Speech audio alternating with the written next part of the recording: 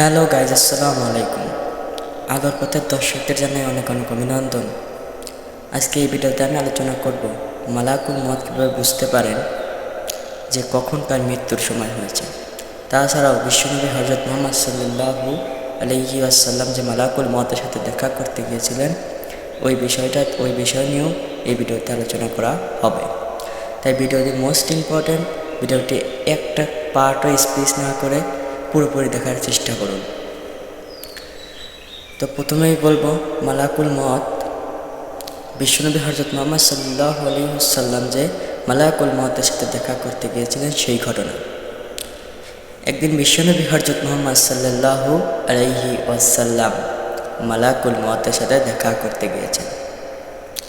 মালাকুল মউতকে দেখে বিশ্বনবী হযরত মুহাম্মদ সাল্লাল্লাহু আলাইহি ওয়াসাল্লাম সালাম দিলেন, বললেন, আসসালামু আলাইকুম হে মালাকুল মউত।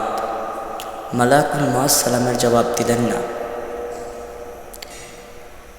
সঙ্গে সঙ্গে আল্লাহর কাছ থেকে আদেশ এলো, হে মালাকুল মউত, আমার নবী বিশ্বনবী হযরত মুহাম্মদ সাল্লাল্লাহু আলাইহি ওয়াসাল্লামের সালামের জবাব দাও। সঙ্গে সঙ্গে মালাকুল মউত বললেন, ওয়ালাইকুম আসসালাম হে আল্লাহর নবী, আপনি আমার বেয়াদবি মাফ করবেন। হয়তো আমি আপনাকে আজকেও সালামের উত্তর দিতাম না যদি আল্লাহ তাআলার কাছ থেকে আদেশ না আসতো। আপনি কি জানতে চান ওই বিষয়টা আমাকে বলুন, জিজ্ঞাসা করুন, আমি প্রশ্নের উত্তর দেব।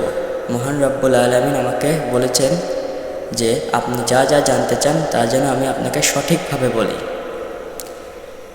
বিশ্বনবী হযরত মুহাম্মদ সাল্লাল্লাহু আলাইহি ওয়াসাল্লাম প্রথম প্রশ্ন করলেন, রুহুটা কি? মালাকুল মউত বললেন, রুহুটা কি সেটা সম্পর্কে আমিও অবগত। শুধু এটা বলতে পারে, রুহু মানুষের ভিতরে থাকলে মানুষ বেঁচে থাকে, আর রুহু মানুষের শরীর থেকে বের হয়ে গেলে মানুষ মারা যায়। বিশ্বনবী হযরত মুহাম্মদ সাল্লাল্লাহু আলাইহি ওয়াসাল্লাম দ্বিতীয় প্রশ্ন করলেন, আপনি কীভাবে বুঝতে পারেন যে কখন কার মৃত্যুর সময় হয়েছে? মালাকুল মউত বললেন, যখন যার মৃত্যুর সময় হয়, আমার সামনে যে আপনি গাছটা দেখতে পাচ্ছেন, এই গাছের পাতা 1 মাস আগেই পেকে যায়। আর যখন তার মৃত্যুর দিন, ওই দিন এই পাতা আমার সামনে যে টেবিল দেখতে পাচ্ছেন এই টেবিলের উপর পড়ে। আমি এই টেবিলের উপর পড়া পাতা দেখে তার জান কবজ করতে চলে যাই। এই পাতার উপর তার মৃত্যুর সময়, স্থান সব লেখা আছে। মালাকুল মউত আরও বললেন যে যখন যার মৃত্যুর সময় হয় তখন তার মৃত্যু হয়। কারো যদি রিজিকের একটা পরিমাণ দানা বাকি থাকতে আমি তার জান কবজ করি না। কারো জীবনের একটা মিনিট যদি তার জীবনে বাকি থাকে আমি তার জান কবজ করি না। মালাকুল মউত আরও একটা ঘটনা বললেন, মুসা আলাইহিস সালাম সময়কালের একটা ঘটনা।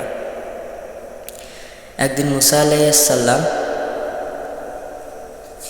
তার সেনাপতিকে নিয়ে দাঁড়িয়ে আছেন।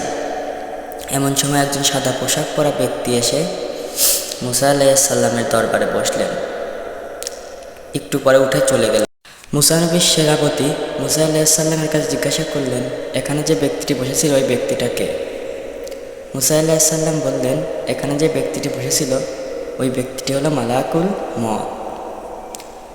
মুসা আলাইহিস সালামের মন্ত্রী ভয় পেয়ে গেলেন। ভয় পেয়ে যাওয়ার পর তিনি মুসা আলাইহিস সালামকে বললেন, আপনি বাতাসকে আদেশ দিন যাতে বাতাস আমাকে এখান থেকে 500 কিলোমিটার দূরে গুলিস্তানে দিয়ে আসে। যেখানে মালাকুল মউত আছে ওইখানে আমি থাকবো না। মুসা আলাইহিস সালাম বাতাসকে আদেশ দিলেন, বাতাস ওই মন্ত্রীকে 500 কিলোমিটার দূরে দিয়ে আসলো। একটু পরে মালাকুল মউত মুসা আলাইহিস সালামের কাছে এসে বললেন, এখানে যে আপনার মন্ত্রীটি ছিল ওই মন্ত্রী কোথায়? মুসা আলাইহিস সালাম বললেন, আপনার ভয়ে আমার ওই মন্ত্রী 500 কিলোমিটার দূরে গুলিস্তানে চলে গিয়েছে। মালাকুল মউত বললেন যে ওই ব্যক্তিটির মৃত্যু ছিল গুলিস্তানে। আল্লাহ তাআলা যখন ওই ব্যক্তির মৃত্যুটি গুলিস্তানের কথা বললেন, আমি তখন ওই ব্যক্তির ওর জন্য গুলিস্তানে গেলাম, কিন্তু ওই ব্যক্তিকে আমি পেলাম না। যখন আপনার এখানে আসলাম তখন দেখি এই ব্যক্তিটা এখানে রয়েছে। পরে আমি মনে করেছি আমি আল্লাহ তাআলার কাছে ফিরে যাব।